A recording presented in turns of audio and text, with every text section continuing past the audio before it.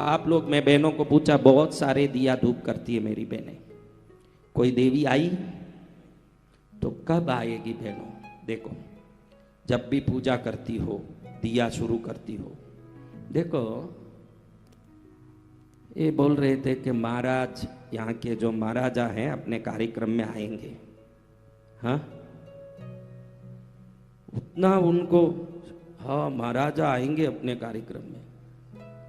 पद किसी की बड़ी हो, आदर किसी का बड़ा हो, मैं भी उसको मानता हूं, लेकिन हम किसी को बड़ा माने जब तक हम उससे छोटे ही होंगे, ये ध्यान रखना जरूरी है। आप किसी को इतना बड़ा मान रहे हो, महाराजा होगा अपनी जगह का, आप अपने आप को बड़ा मानोगे, हर आदमी के आपके पास आने की अवसर और पॉसिबिलिटी को जीवन में बढ़ा दोगे। जब तक आप छोटे होंगे, कोई बड़ा आदमी किसी छोटे के पास क्यों जाएगा? अगर आप कोई बड़े हो, आप बोलो, आज तक किसी झोपड़ी में जाके सबको मिलने आप गए? आपके मन में लगे कि मेरे हैसियत का मित्र पकड़ूं, तो संसार में जितने बड़े हैं वो भी अपने हैसियत के मित्र पकड़ते हैं। पहले अपना हैसियत बढ़ाओ, फिर मित्र आएंगे आपके पास, वैसे जिनको आना होगा। हाँ, वसंत विजय को किसी महाराजा का नहीं पड़ा है। बड़ी मेरे लिए माँ पद्मावती है और भैरवनाथ है, मेरे इष्ट हैं। संसार के रिश्ते बड़े नहीं हो सकते, ये सब संसार के पदवियां हैं। पदवियां दी जाती है, ईश्वर के पुण्य से मिलता है। हम अपने कर्म को अच्छे से करें। आपको तो मैं यही बोल रहा हूं कि आपके देवता क्यों नहीं आते? पहले पूजा करते समय, हाँ देखो, घर में पूजा करते हैं। महाराजा की बात तो इसलिए मैंने निकाला कि महाराजा है, हम उनको मिलने जाएं, वो किसी से बात कर रहे हो, कोई काम में लगे हो, बीच में घुस के हम बात करने लगेंगे क्या? क्यों बेटा? रेस्पेक्ट। क्या कर रहे हैं? रेस्पेक्ट। तो आप जब पूजा करते हो, वो देवता करोड़ों देवों से पूजित देवता होंगे, आप घुस के उन पे तिलक करने लगते हो, पूजा करने लगते हो, धूप करने लगते हो। आपको कभी सोच आया कि महाराजाओं के भी महाराजा हैं, इनकी पूजा करने के पहले मैं आपकी पूजा करूं, आज्ञा दीजिए, ये पहले आज्ञा लूं फिर पूजा करूं? ये विवेक आज तक आया क्या? नहीं आया। यानी आप देवों की अपनी निजी जीवन में खलल डाल रहे हो। कभी भी पूजा घर में शुरू करो, हाथ जोड़ के, कुल देवी हो, इष्ट देवता, 4 फोटो रखाओ। फोटो कागज है तो रखते ही क्यों भाई? वो कागज होता अपने लिए तो रखते ही क्यों? वो हमारे लिए देवता तभी तो रखा। जब देवता है तो उस देव शक्ति का इज्जत भी करना होगा। मन जचे तब जाके टिकिन लगाने लगे, धूप करने लगे। वो अपने पति से बात कर रही होगी, वो कहीं खेल रही होगी, वो अपने नाच रही होगी, जो करती, वो तो आदि शक्ति है, उसकी अपनी मर्जी, क्या कर रही राम जाने। हम हाथ डालें, वो सोचे कि मैं कुछ कर रही हूं, ये कौन है बीच में आने वाली? 2 झाड़ू लगाएगी तो अपना क्या होगा? समझा बात? तो कभी भी घर में पूजा करो, पहले हाथ जोड़ के कहो कि आपकी पूजा करूं, आज्ञा दीजिए। ये शब्द बोलने में देखो, आपकी पूजा करूं, आज्ञा दीजिए, 4 सेकंड भी नहीं लगा, 3 सेकंड लगा। ये बोल के पूजा करें और इतना विश्वास रखें, कोई पति कुछ भी बोल दें, बच्चे कुछ भी कर दें, कहने में नहीं हो, मेरी माँ है सब ठीक करेगी, मेरी माँ है सब ठीक करेगी, मेरी माँ है सब ठीक करेगी, मेरी माँ है सब ठीक करेगी। एक ही धुन। मैं भी पूछ लूं, कोई दुख है तो बता दे, तेरे दुख कुछ हो तो बता दे बेटा, मैं ठीक करूं, मेरी माँ है सब ठीक करेगी। एक ही धुन। वो विश्वास उनको आकर्षित करता है। देखो, ध्यान रखो, ये जो तपस्या करने वाले लोग हैं, भूखे मरते हैं, भोजन नहीं करते, गुरुवार का व्रत, शुक्रवार का व्रत, शनिवार का व्रत, एक दिन छोड़ के एक दिन भूखे रहना। मैं पूछता हूं, ईश्वर के घर में आपके सदाचार से स्वर्ग और मुक्ति मिलता होगा कि आपके ये पूजा पाठ भूखे मरने से मिलता होगा मुक्ति? बताइए मुझे।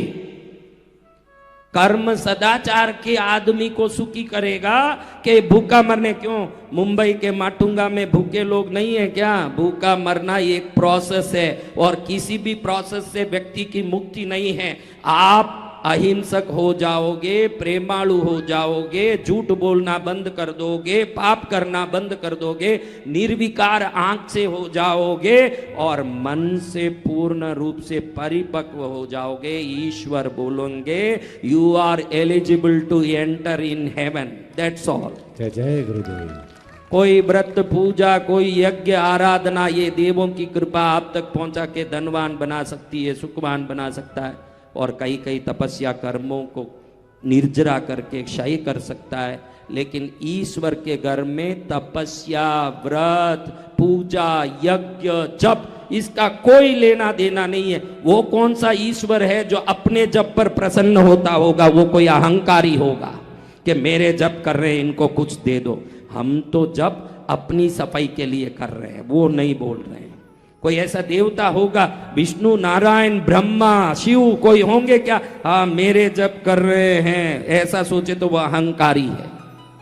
कोई अहंकारी होगा ऐसे सोचने वाला? वो तो हमारी आत्म सफाई के लिए उनका नाम ले रहे हैं, क्योंकि भगवान से भगवान का नाम बहुत ही शक्तिशाली चीज है। तो नाम से सफाई हो रही है, भगवान नहीं कह रहे। भगवान देख रहे हैं कि इसने कितना झूठ बोला, इधर तो भूखा मरूं, व्रत करूं, उधर धंधे में छापा छापी करूं। अब हम क्या करते हैं?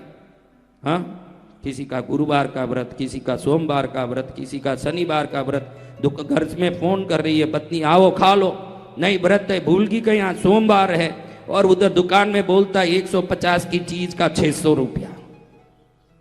हाँ, नोट छापेगा दुकान में बैठ के झूठ बोल के, और पेट मारेगा भगवान के नाम से। स्वर्ग में है तेरा एंट्री। तो सदाचार ही मुक्ति का एक लक्षण है, उसके सिवाय और कोई लक्षण। ये यज्ञ पूजा तो हम जो कर रहे हैं, पागल नहीं है कि ये करते बैठे हैं। समाज को सर्वोत्तम बनाने की चिंता से ये कर रहे हैं, इससे मुक्ति का कोई लेना देना नहीं है। इतना मुक्ति सस्ता नहीं है कि कोई हवन में बैठ गए ना मुक्ति हो जाएगी। मुक्ति के लिए तो आपको खुद को बदलना पड़ेगा, तब होगी मुक्ति। एक हवन में बैठ गए मुक्ति होगी। ये हवन तो ये देवता खुश हो गए। ऋग्वेद कहता है कि ये इंद्रदेव, आप स्वतः ही अपनी जीवन की आहार की शक्ति प्राप्त नहीं कर सकते, तो हम यज्ञ के द्वारा आपको शक्ति देंगे, और आप बदले में हमको धन, धान्य, सुख, शांति, आरोग्य से समृद्ध करो। ऋग्वेद में ये वर्णन है। मनुष्य देवों को शक्ति दें, देवता मनुष्य को उनकी इच्छाओं को पूर्ण करें। ये आदान प्रदान का विधान है यज्ञ। क्या है?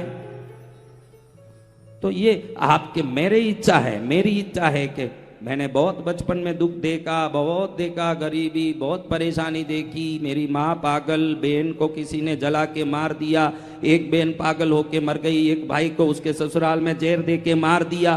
बहुत देखा, तब मैंने सोचा कि मनुष्य समाज को सर्वोत्तम बनाना ही वसंत विजयानंद गिरी का एकमात्र उद्देश्य होना चाहिए।